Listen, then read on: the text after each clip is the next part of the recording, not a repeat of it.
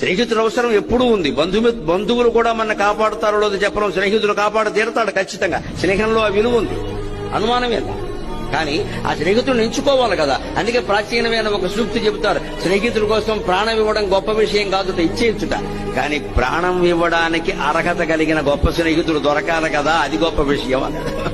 స్నేహితుల కోసం ప్రాణత్యాగం చేయడం గొప్ప విషయం కాదయ్యా, ప్రాణత్యాగానికి అర్హుడైన స్నేహితులు దొరకాలి కదా, అది గొప్ప విషయం కదా. స్నేహం అంటే అలా ఉండాలి కదా.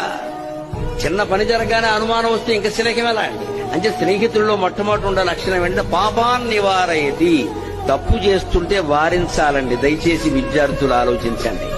అటువంటి స్నేహానికి పునాదులు కాలేజీలోనే పడతాయి. ఎందుకంటే ఇక్కడ రోజు కలుస్తూ ఉంటారు, మనస్తత్వాలు తెలుస్తూ ఉంటాయి, ఉపకారాలు అపకారాలు అన్ని జరుగుతూ ఉంటాయి. 4 ఏళ్ల పాటు మనం కలిసి సంచరిస్తాం ఇక్కడ. అందులో హాస్టల్లో ఉండేవాళ్ళు ఇంకా దగ్గరగా ఉంటారు. జాగ్రత్తగానే ఉండాలి, చూసుకోవాలి.